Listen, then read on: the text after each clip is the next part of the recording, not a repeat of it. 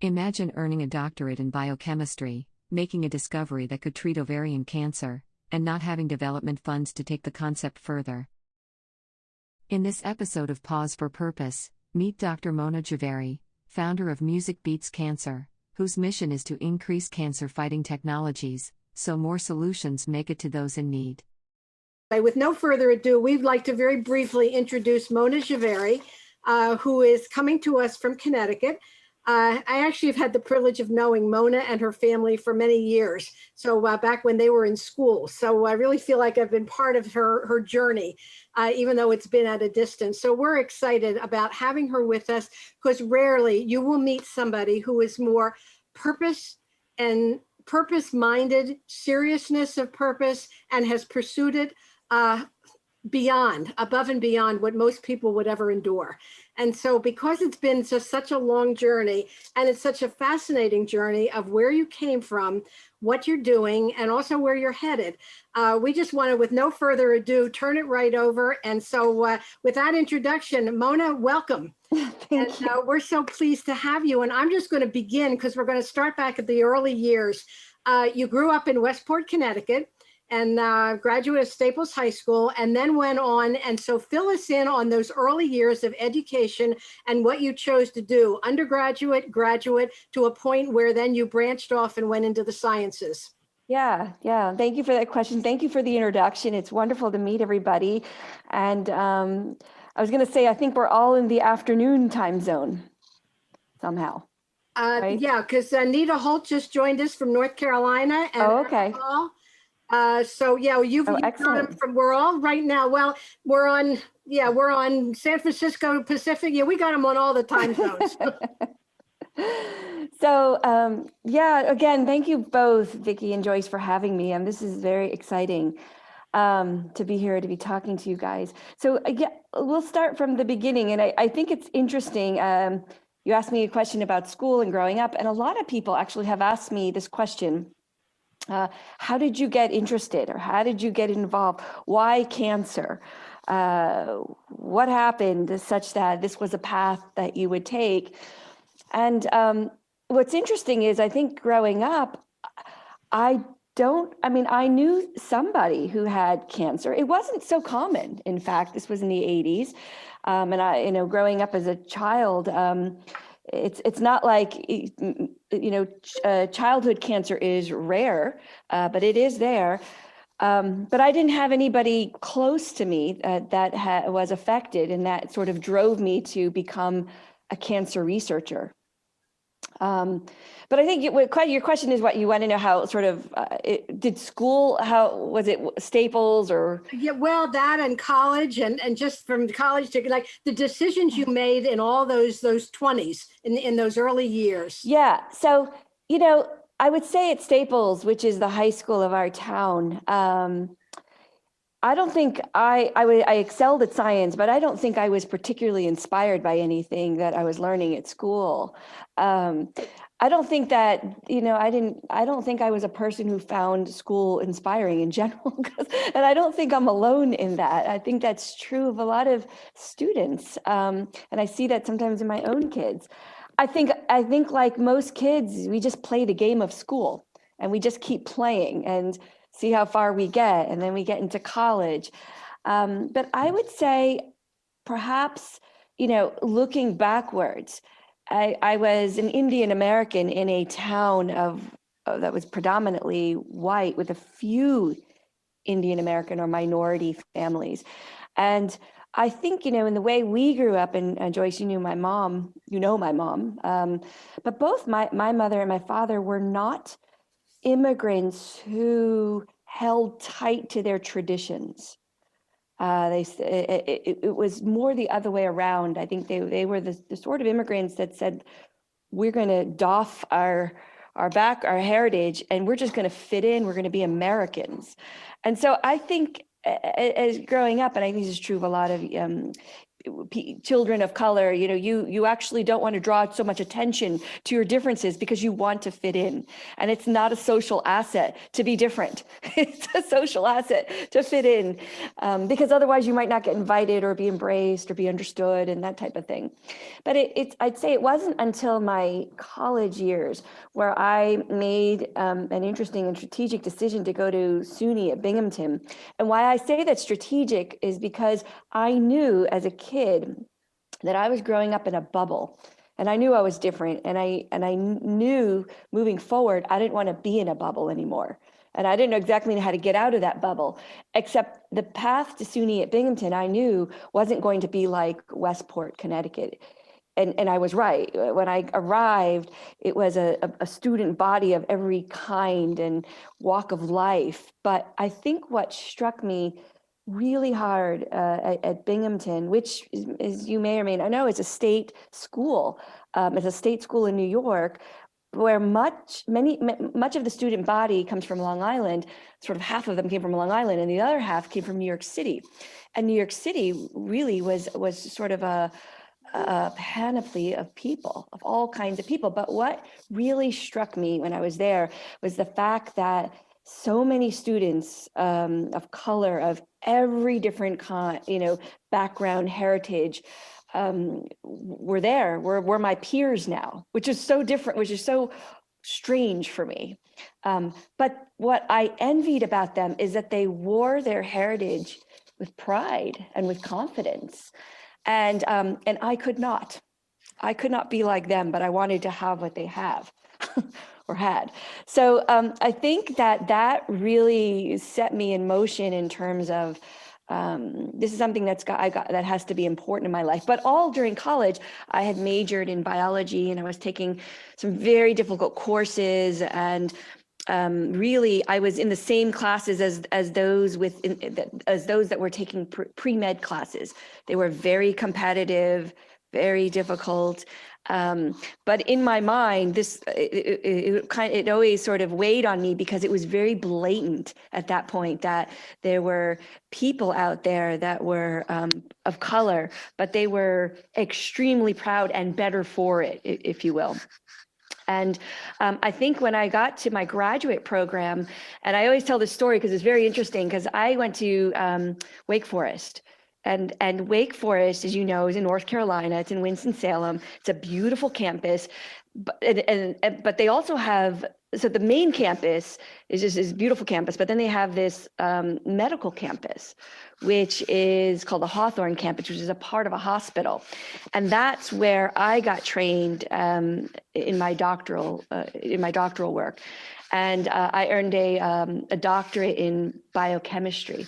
And when we got to, I remember the first week or so, I landed in North Carolina, started my program, and it was a very small class, because usually graduate programs are very small, maybe like, I don't know, 10 or 12 in a class type of thing. And they said to you, okay, you have 3 choices. You can do research in heart disease, research in AIDS, or research in cancer.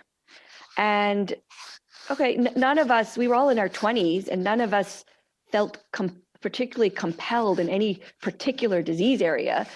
All we cared about was where the lab was in the building, or what friend was working in what lab, or who we wanted to work with, what investigators we wanted to work with, or what mentors we wanted to have.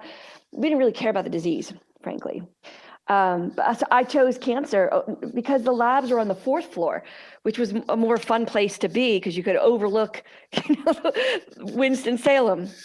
But it wasn't long after that when I realized, I started to love the study of oncology, or the study of cancer, which is called oncology.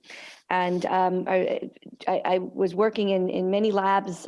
We get to rotate labs, and eventually I landed in a lab where we were working on what was called drug resistance. And, at the time, and what's really interesting about research is that it comes in eras, it comes in phases. And this was back in the 90s.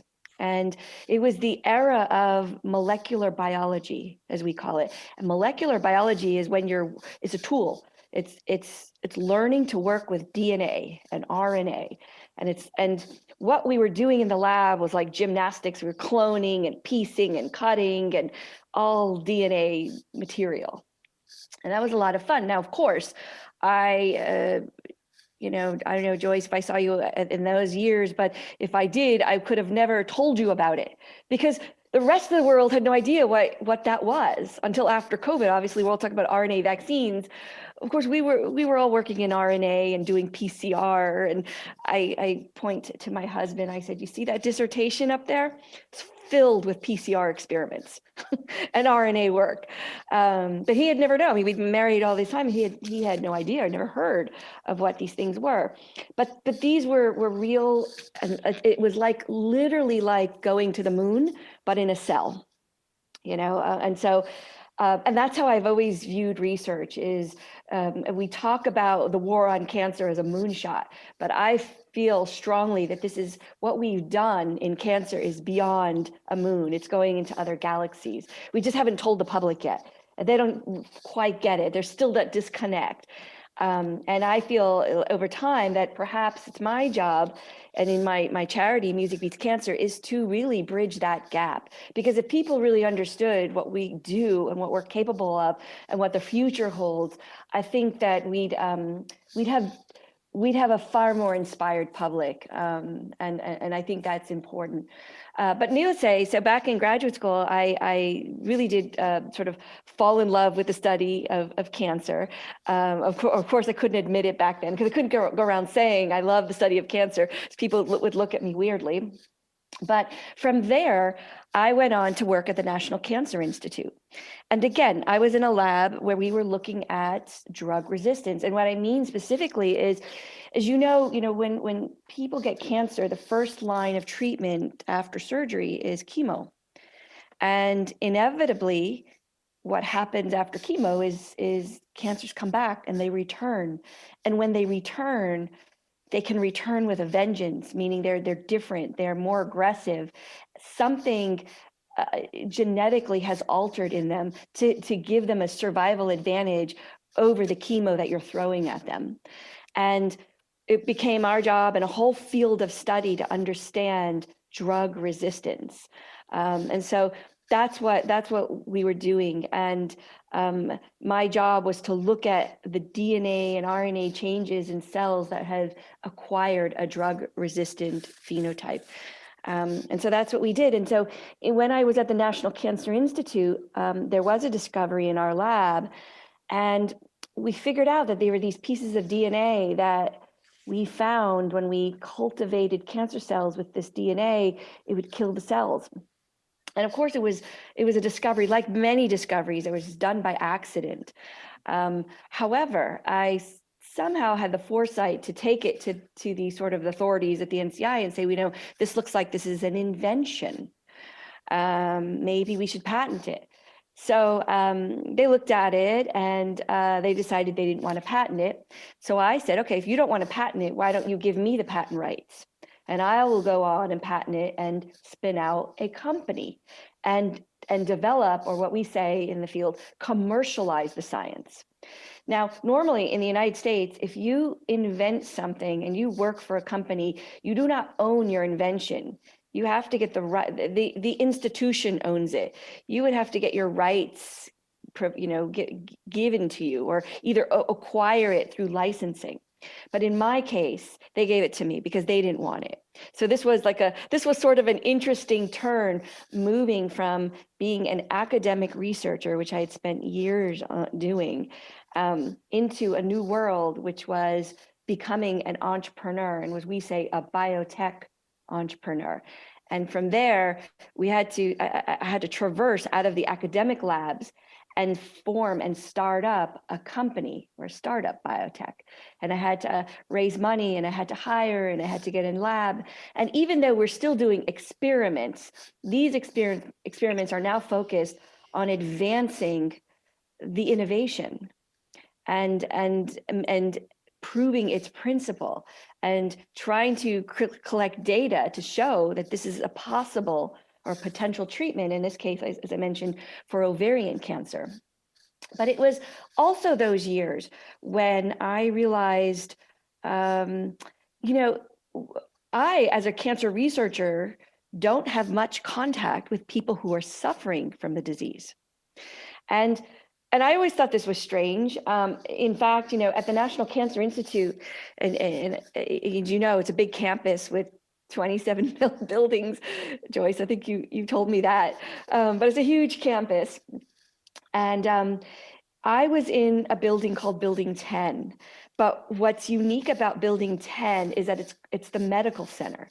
And it's the one research building where there's, in fact, part of it is our research labs, and then the other part is dedicated to patients. And so, in fact, while I was doing my postdoctoral training, we were sharing the cafeteria with patients and the hallways and this kind of thing. And it's unusual because as researchers, we at least I felt sort of devoid of the disease. It's like we're working on it, but we actually don't have any interaction with those who are suffering or the clinicians that might be where we could be cross-talking, if you will. So this was something I always thought was very strange, sort of in my training. But as I became an entrepreneur, I made it a point to go to conferences where patients that were designed for patients and patient advocates.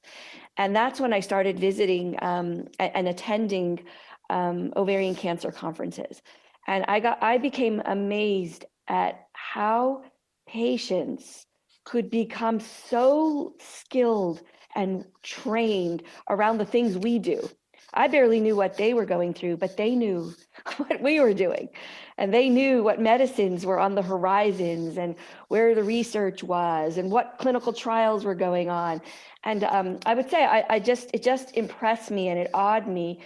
And I would say, this was the first time that I met women who, they were, and one woman in particular, Connie Moulton, her name was, she was an artist. She was like me, except she was an artist and she was a mother. And she was with stage 4 ovarian cancer and she didn't have a lot of time. And it was the first time that I'm looking at this woman and just seeing her pain physically and emotionally and feeling so extremely helpless. Because I knew that currently standard care has nothing for her. And yet here we are trying to move innovations forward, and it's not clear that any of them are going to move forward. And that's not just with me, but that's with thousands or tens of thousands of innovators like myself who've got great ideas and they're not moving anywhere. And some of them don't move anywhere because maybe the science isn't worthy, but in many cases, it's just that we can't find the funding. And so this whole lack of funding became critical for my work, because while I was raising money, I got to a point where we just couldn't raise the money we needed. And that's when we decided we have to shut down this work because we can't move forward. And this whole situation is called in our field the Valley of Death. It's where the great ideas go to die because they lack the critical funding to move forward. And I realized, well, that's not great for our idea, but it's not great for anybody in this industry who's trying to advance something new. But worse, it's not great for the public. And I think the public is unaware. The public keeps thinking we haven't found the cure, but that's not what's happening. We discover and we invent. We just have, and so this, I felt, impedes our war on cancer. And so Music Beats Cancer was born out of this idea of focusing on a real breakdown in our war on cancer. And most charities, because this is a 501c3, are launched because someone lost somebody to cancer. And in my case, this is not what happened. It's because I'm on the other side and I know what's happening and I know why we're failing, or at least one area of failure. And so that's what Music Beats Cancer is about. And the way this model, our model is designed, is a crowdfunding model. But basically, crowdfunding, very much like GoFundMe. I'm sure everyone's heard of GoFundMe or Kickstarter. But the idea with our platform is that we wanted to be very much like Kickstarter. I don't know if you know what Kickstarter is. Yeah. You know But all go that? ahead and just explain it a little. Yeah. Just in case. So Kickstarter actually is a crowdfunding platform launched in maybe 2000, I don't know, 7 or 10, or, sort of way back. But the idea of Kickstarter was for musicians or artists or creatives or people making movies who had ideas, but they couldn't raise money through the classical paths, the investors. So they decided, we'll do it online and we'll raise money, but from the crowd. And they went to their fans, and it was the fans that funded those albums and the fans that funded those early, movies. And some of them then went on and won Grammy or, Oscars or whatever they may be. They won awards and they became big, something big, but it was the crowd that fueled them initially. And I took that model and I said, well, we have creators. They're called scientists or inventors or entrepreneurs. And we should go to the crowd that cares. So that's how I thought of Music Beats Cancer, as a crowdfunding platform, except ours would be charitable, where people could donate their charitable dollar to a project of their choice that they thought was compelling, and that they would receive the feedback from the innovators who would say, hey guys, thanks for your support. We did this study, we succeeded here, we failed here, but here are next steps. Because the donating public doesn't often get to hear from inventors or researchers as to how that dollar was spent and how things are going. So I guess, so that was the overall vision. And I will say, when I started it, there was so much pushback, starting from the fact that a lot of people didn't even know what crowdfunding was. The word crowd anything was a mystery. And secondly, and I think the real hard part was, the public was unaware of this space called biotech. The public was still sort of inculcated with research for the cure, which is researchers must be finding cures, and then when they're found, they're going to somehow end up by their bedside, or we're going to buy it at CVS or something like that. This was sort of the overriding, view of how we go from science to a clinical intervention or a treatment or a diagnostic, but that's not how it is. And yet we don't have leaders in our field to go out there to the public and share it. And so this is, I felt strongly about. And so the idea of biotech was so foreign to the average person, yet biotech has been around for decades. And so this became our mission, is how do we get biotech entrepreneurs and the work we are doing and all the exciting stuff out there into the popular culture. And that's where we decided on music. And I'm not a musician, nor am I really sort of a music avid, listener or anything like that. I listen to music, but I'm nothing special. But in my journey, I met people, and I found people in that world that thought, this should be the medium to move forward.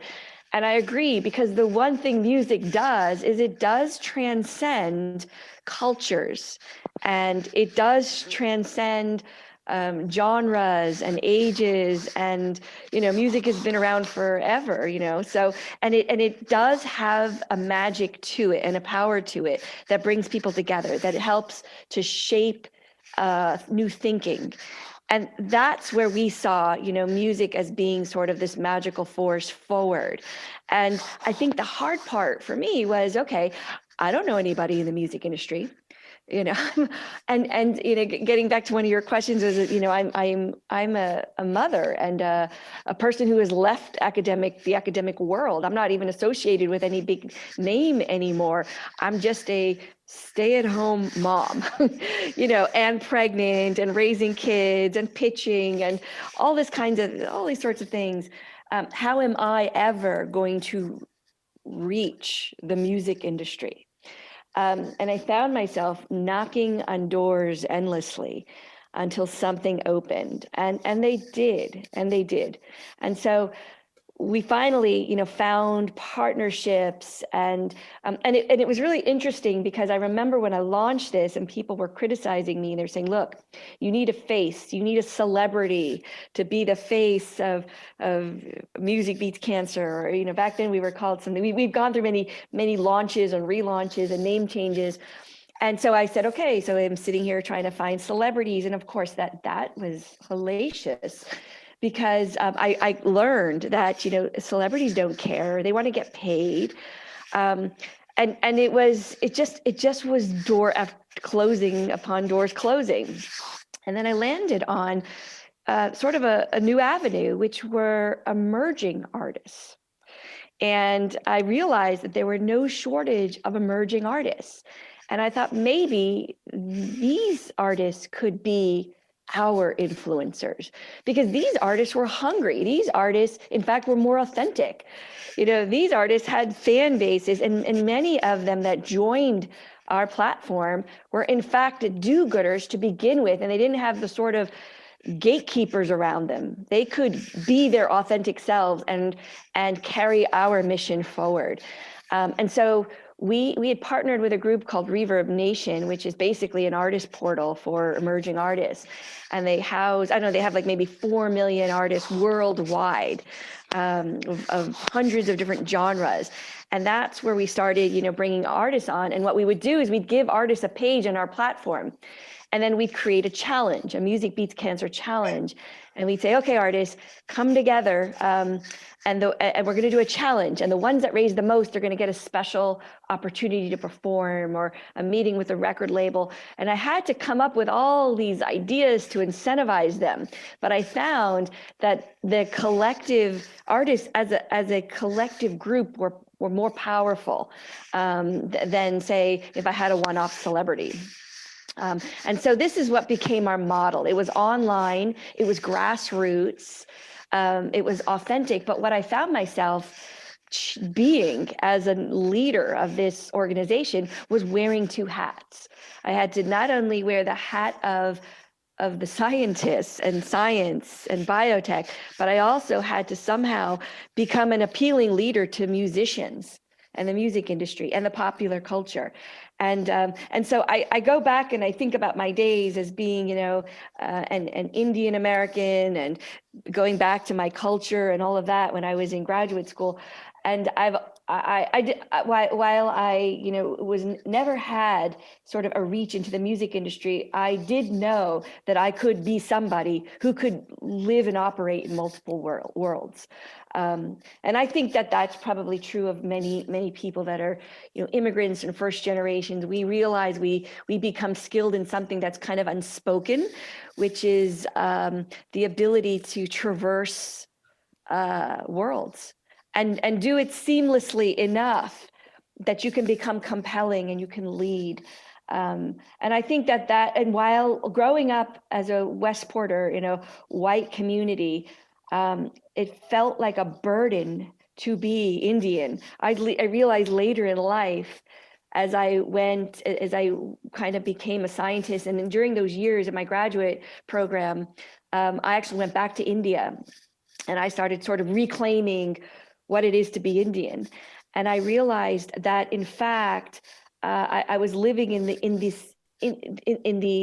sort of in the middle of worlds. And in fact, to be able to live in the interface was a privilege. And that's the way I see it with Music Beats Cancer. Like I can be in multiple worlds, and I can be in the interface, and it becomes a privilege because I can talk to folks like you, and I can take science and regurgitate it into something exciting and meaningful and compelling. But I can also talk to scientists and listen to their pitches and their nitty gritty, deep, technical stuff, and be critical, because I have that training.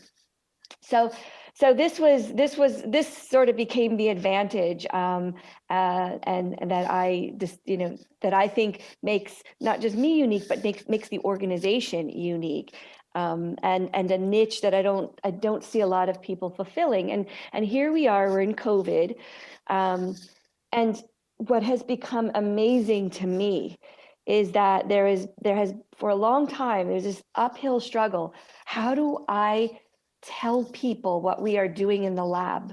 How do I inspire them around these really cool innovations?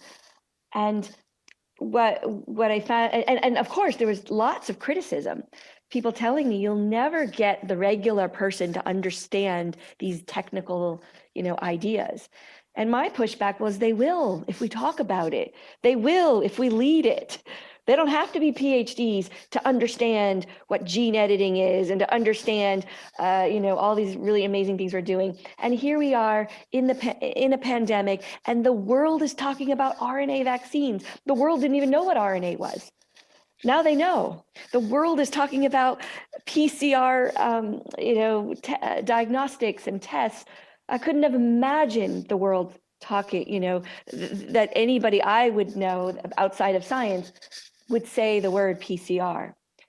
And they may not even know that it means polymerase chain reaction, but they would know the word, and it would have meaning. And so, and the idea that Dr. Fauci, who we all know and love and look up to, is now a public figure. Well, heck, there are thousands of disease experts out there. They should all be in the public. They should all be talking to people like you. And we don't have a platform to do that. And so that's what Music Beats Cancer is about, is we want to be at this interface of bringing the science and the commercialization to the people, so they know where we are and they can make a decision, on how this war on cancer is going. Okay, Mona, this is fascinating. And we could go on for a long, long time. But one question, and then we want to open this up, because I'm sure people have questions. And also folks, I guess you've been seeing, have been coming in and joining us throughout this last hour. Through science and culture and language and music and all the different worlds that you embody and embrace right now, what sustains you at this point? What sustains? Yeah, it's interesting at this point. It's hard to say. What's funny is you when you come to a point in time, it's not like you just landed in the point in time, right? You evolved to a point in time, and certainly I have, at least at this point in time, have become so used to the doors shutting and so used to 2 steps back, 1 step forward, right? That all of those setbacks become so tiny. They don't mean much anymore. And the power of what we're doing is far bigger. And I think that over time, there's been far more interest. And certainly in this COVID era, as I call it, more and more people can get around a concept like ours. And so I guess what sustains me is just a deep faith, and the lack of fear that didn't happen overnight. It took a lot of time and a lot of confronting to become a person who just won't fear these things anymore. Mona, I have a question, and that is, traditional cancer research is done by grants. Yeah. So a committee decides what grants to allocate, and these are millions of dollar grants. Yeah. And then the researchers go to work. But we, the public, don't know what that, and it could be our money, could be our contributions that have gone to that. We, the public, don't know what is going on in cancer research. Yes, right. You're bringing it forward. Right. Because the people who support Music Beats Cancer can choose a cancer or a cause, and they can then see the results of the research that's being done in that particular area, correct? Right, correct. So let me just break this down a little bit. So approximately $5 billion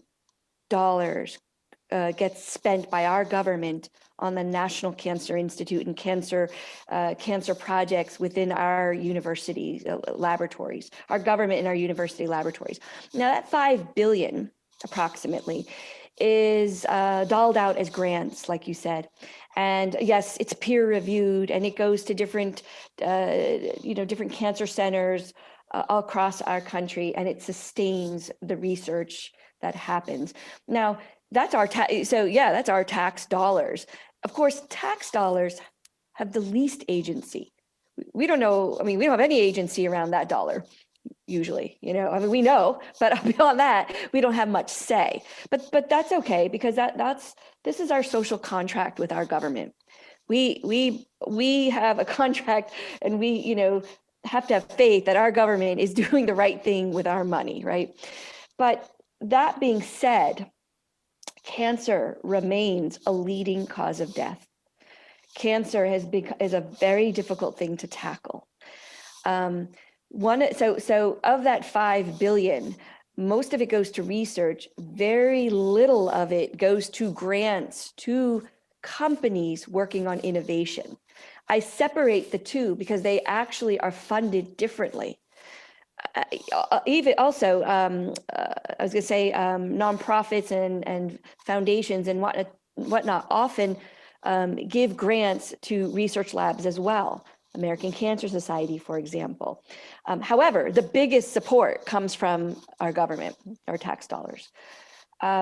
There's very, very few granting mechanisms that support innovation. And that was why I wanted Music Beats Cancer to be a charitable vehicle, because I see that charitable dollars also need to support this so-called valley of death, so that innovators who are working on ideas that are very risky, that investors will not support, could find other ways of support.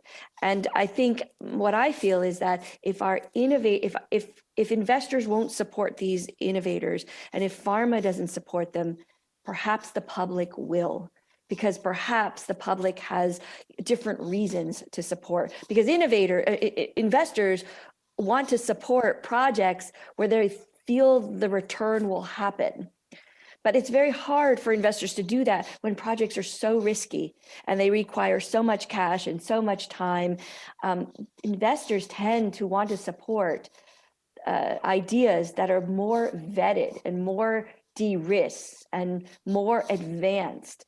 And that has become a big problem in the industry, because 90% of these sort of biotechs that are working on interesting ideas do not have sustainable sources of funding. And like I said, and this becomes not only a problem for the industry, it's a problem for our public and the world, who is supporting our war on cancer. I think now, Joyce, it's a great time. I'm going to open it up to the gallery. And just in doing that, if you all look somewhere on your scene, you will see there should be a screen. There she is, Pramila. I don't know if you can go live or not, but regardless, that's Mona's mom. So, and Mona's mother happens to be a homeopathic trained physician who came to this country and due to problems and getting certified, became a naturopath. And she is a practicing naturopath who has a lot of other skills. And so we can get into that another time, because we'd like to have Pramila on as a guest herself. So anyway, Pram, we just want to say hello to you and welcome. And to all of you who joined us in the last hour, this has been a fascinating conversation. So the floor is open to anyone who has a question to ask Mona. Meg, this is Josephine in Boston, and then Kim Paisley's down in Houston, Texas. I am very sorry I came on a little late. So I have a couple of questions, and one of them ties in with your mom. Because I'm one of these people that's interested in integrative medicine. And I just wonder if there's any whether any of your experimental risky ventures include that. And then I wondered, I may have missed how do you vet the science? You may have already said that. No, I didn't say it. Actually, great question. So, I live in this world of biotech, and there's no shortage of people working on something amazing under the sun. There just isn't. And that's why that's another thing that keeps me going. It's just that inspiring. And what is interesting is that I think the natural world and the sort of the innovative world do collide, and inevitably, this is where it gets hard for people to raise money, because they do have an idea, and it has to do with maybe something found in the natural world, or something, that's not conventional, that's not sort of in the box of where investors are going or where the field is going. I mean, it seems like there's no shortage of that, in fact. And so these are the folks that also come knocking on my door that want to harness the power of the crowd.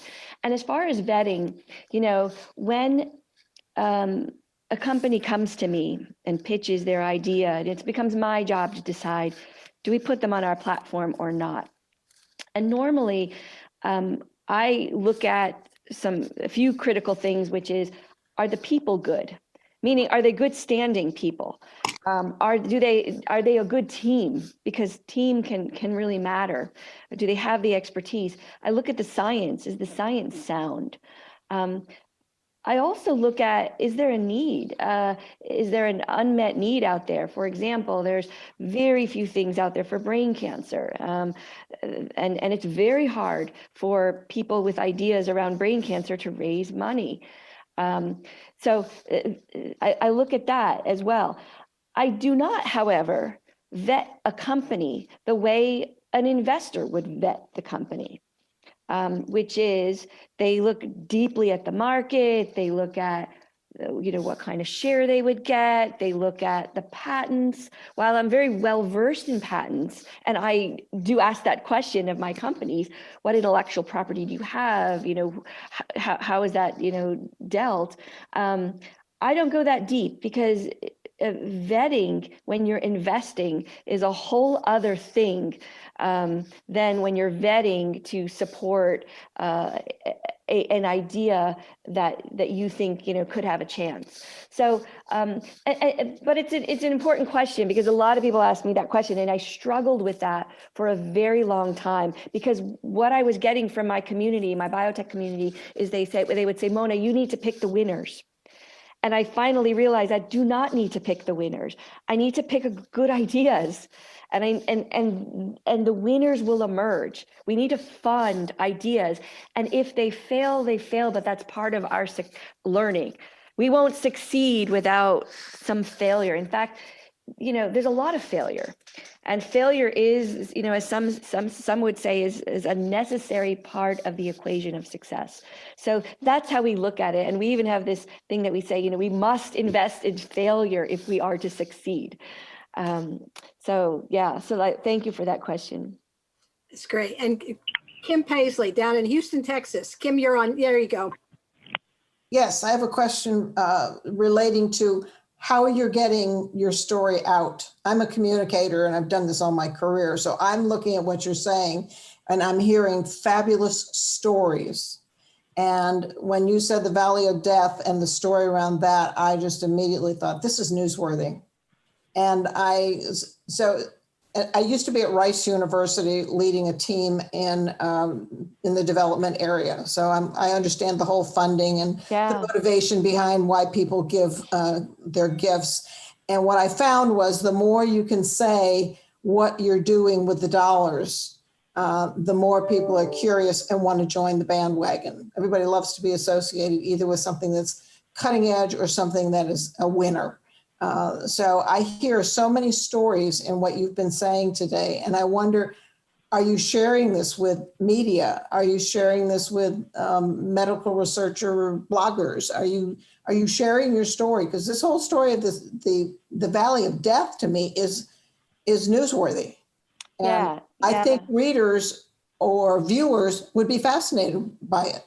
The first thing Vicki did was do a national wire service on Mona's story. Okay. And that did go out. So no, I again appreciate that question, because that has truly become my other hat. I make this joke that I am cancer researcher turned biotech entrepreneur turned marketer. Mhm. And I've realized that we've set up a charitable organization where 90% of the effort is marketing, frankly. And that has taken time because, in fact, getting our story straight. How should we share this story? Who should we share the story with? What avenues do we have? And so all these years, in fact, we've sort of been refining our mechanisms, as I say, of outreach. So, and clearly we have the grassroots outreach with these artists themselves, and these artists and then we do the challenges, and then they get to put our brand out there and align with our brand. So that's one thing, but also, for example, aside from the classical things, we have social media, we do have blogging going on. We have a publicist, so we have a PR team. Oh, good. That's been really great. And more recently, we've gotten a lot of stories out there in the news, in Connecticut where we live, but also in other very interesting venues. In fact, we have an article that's currently being written up in Forbes India, that we're interested in the story as somebody who's an Indian American, and that's hugely circulated in the East. But also, we've had stories on our artists go out in the press. We've taken on a whole new realm of SEO, and we write content to drive Google traffic. And that's become a new thing and a very cool and interesting thing, because one would have no idea how powerful driving traffic through keywords and through a really good website, and that again is an evolving process. So, I look at it and go, wow, through all the years, we've evolved many avenues and we refine these avenues. Like I said, from blogging to social media, to SEO, to PR, to grassroots, and we have more coming. And one of the big visions that I have is to do a Music Beats Cancer concert. But importantly, I started to realize I want this concert not to be an American thing. I want this to be a global concert. I think, because I would also get a lot of pushback when I would reach out to organizations, and they would tell me, cancer is this thing of the developed world, not of the developing world. But that's just not true. Even, for example, Gates Foundation, I mean, they do a lot in the developing world, but cancer is not one of them, because classically, this has been a disease of the developed world. But now the disease has changed. I think cancer always existed everywhere, but the fact that this is becoming a major killer of other countries like China, India, Africa, is startling. And for China, for example, their lung cancer is through the roof. And this is just over the past few years. It's not clear why. Is it smoking? Is it pollution? So these things are becoming problems, because what's happened in the developing world is not only do they have to deal with the infectious diseases, they also have to deal with cancer, and not all people have access to the current state-of-the-art treatment. This is a problem, but this is where innovation is also important, because we can come up with innovative ways to reach hard to reach areas, rural areas, farming areas. We are doing that with the vaccines. Of course, they talk about J&J vaccine being a one shot. This is going to be helpful for those who can't get to pharmacy or can't get to doctors. We could do this in cancer too. And in fact, the cancer community has a whole new pressure on it, because what we have done with COVID is now the standard. And this is what we need to be doing with cancer. And cancer kills more people than COVID. In fact, we talk about in this country that we've lost 500,000, 500,000 approximately to COVID, but we lose over 600,000 to cancer each year. not just this year, each year, and it's more every year. So point being, what I feel as someone in this field is that we become desensitized to diseases that are really claiming so many lives. But I feel COVID has created a new energy, a new way. We've never seen our worlds in the science world, in the biotech world, the pharma world, we've never seen people collaborate to the way they have with COVID. And the expectation is they need to do this with cancer. Terrific. Yeah. Tim Rodriguera, who joins us from the San Francisco area. I really don't have a question because in the interest of time, I want other people to be able to ask questions, but I just have a comment. You are absolutely amazing. As I was listening to you, I mean, your mom is here, and I'm sure that she's very proud of the kind of person that you have become. And I'm just saying, it's so inspiring to hear you because I think you have made non-medical people interested in medicine and research. I mean, that is a big jump. You talk about innovation. I worked in the Silicon Valley, and a lot of people are always touting about, the product for profit, for whatever. But you're right. I mean, we don't fund necessarily things that don't make money. We fund things that make money. And so a lot of things go to the valley of death because they can't be sustained funding wise. But I think for you, Dr. Mona, I just want to say that you're redefining things and you have a communication style and you have your credentials, but more importantly, I think you are able to reach out to the common people that I think will fund your kind of vision. And I think we do need to innovate. So I just want to say that. Thank you, Tim. I have lots of questions, but that is not the point today. I just want to share that with you. And thank you for Thank being you. with us. Thank you. So does Joyce, do all these folks have my email? I mean, like if they wanted to reach me? Probably not, but tell me it and I'll put it right in the chat room. Oh, it's mona@musicbeatscancer.org.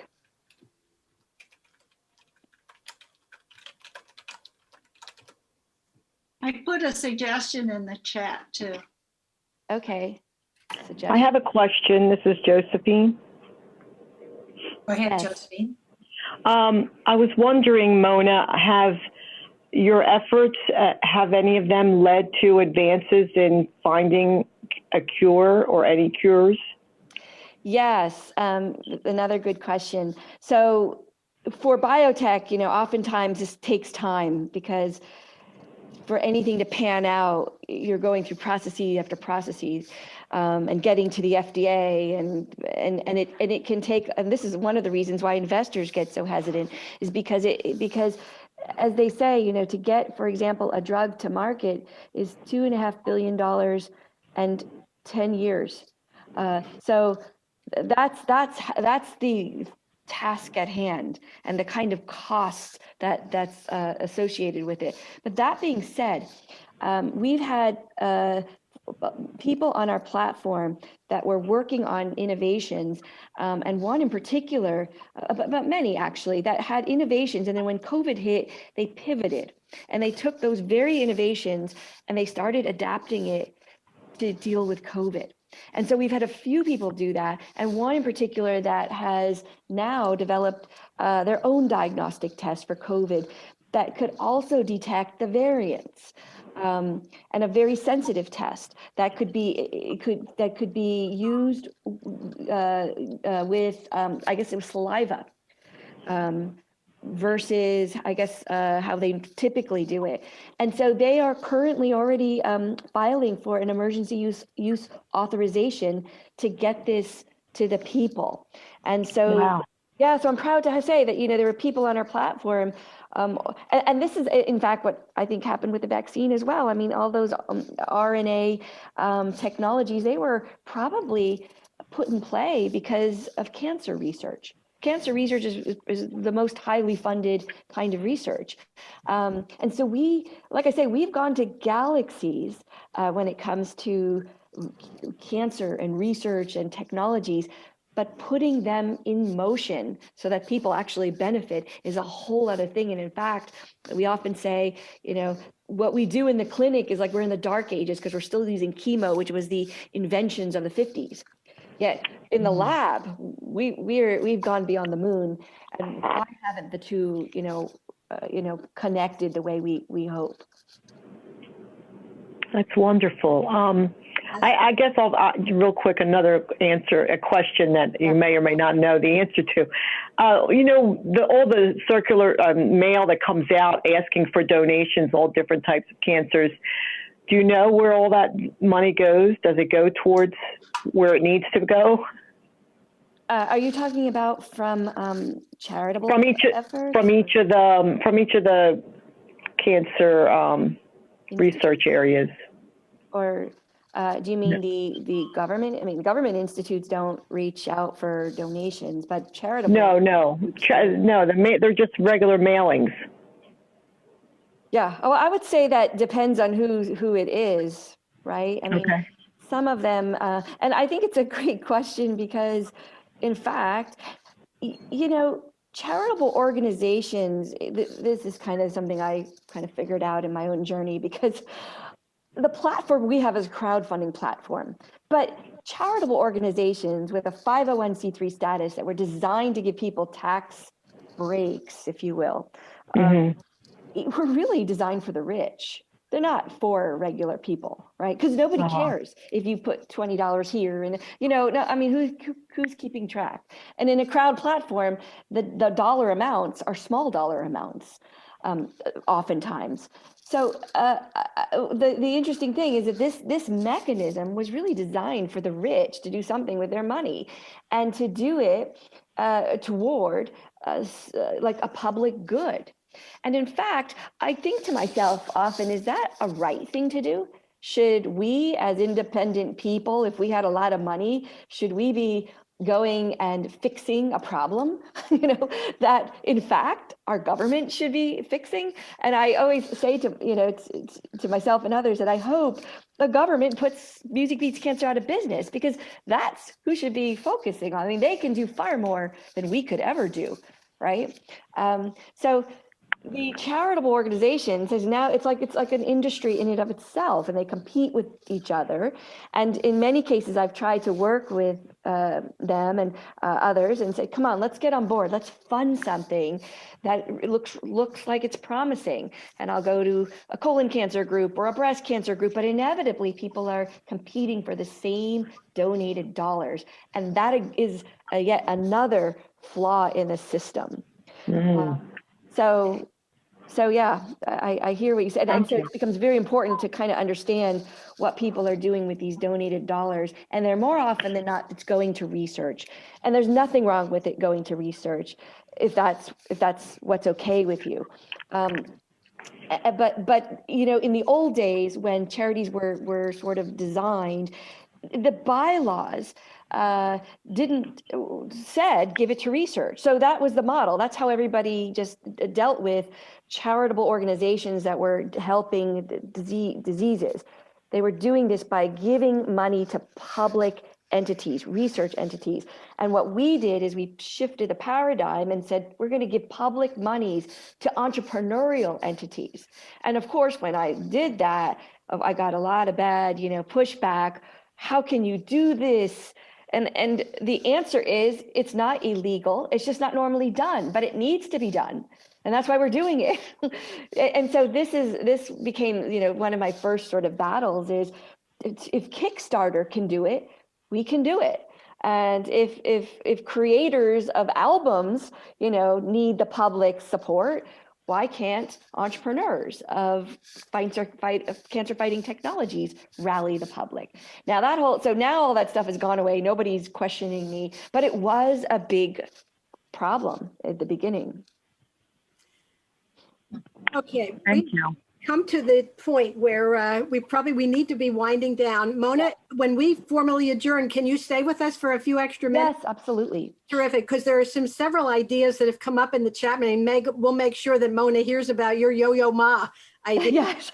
which is excellent. She thinks that the whole Silk Road project would be very interested in this, which I think is fascinating. I'm sitting here with a Yo-Yo Ma Silk Road album right beside me thinking, wait a minute. There's a possibility here. So at any rate, we want to just thank everybody for joining us. And we realize Mona's mom didn't have a chance to talk. I have a feeling she's probably seeing patients and listening both at the same time. So we will definitely be having her join, or I'll have her join us at another time. Or Pramila, if you're there, stay on afterwards and we'll have a chance to all chat. But we're going to formally adjourn.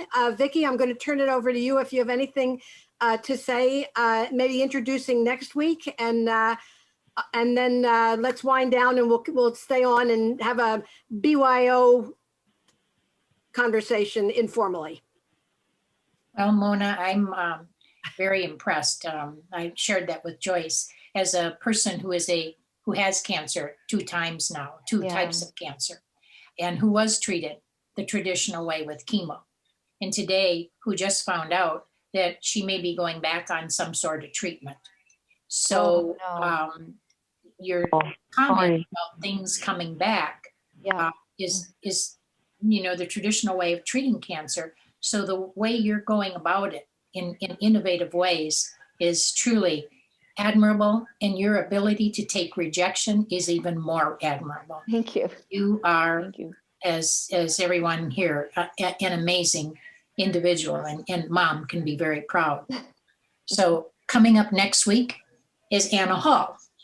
Anna Hall has developed what is called the purpose equation, which she has put to work. She's done it in her coaching business.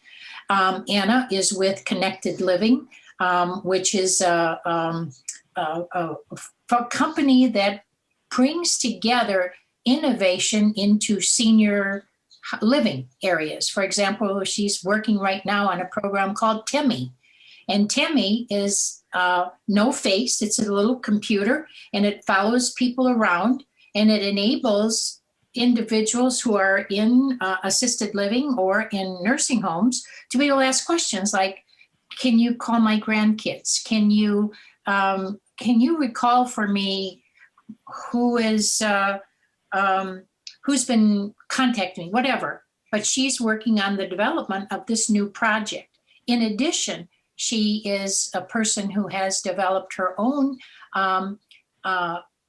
purpose equation, which she finds works with any individual. If any person is looking to say, I really am in transition, I have no idea where I'm going or what I'm doing. Or for those people who would say, I used to do that. I used to ski. I used to do that. So she takes the I used to's and turns it with her purpose in equation into something positive that person, so you like skiing, so that means you like adventure. And to be able to translate it into something else that they can currently look forward to, as opposed to saying, I used to. So Anna Hall will be our guest next week. And the week after that, we have 2 guys, a black guy and a white guy, who met on a golf course. And they started talking, and they decided, and they are very friendly. I don't even know how we're going to make it through one person's, because they're both going to be on, how we make it through one person, let alone 2 people. But they formed an organization called Golf for Change. And they decided that we need to bring Black people and brown people and everyone together to be able to socialize, because we don't socialize enough, and to be able to learn more from one another. And it is not held oftentimes at a golf course, but it's held at top golf events locations, which is a place where you get a bucket of balls, you get a bay, you sit and watch the person tee off, and you either laugh or you compliment or you kibitz or whatever it is, but you're socializing and having fun. They describe it like bowling, only this is with golf. So those are our upcoming guests that are on the docket for the rest of March, and we're well into April with equally interesting guests. So with that, I'm going to say once again, thank you, and thank you for joining us. And for those who want to hang around at the bar, we welcome you too. Thank you so much. This has been fun.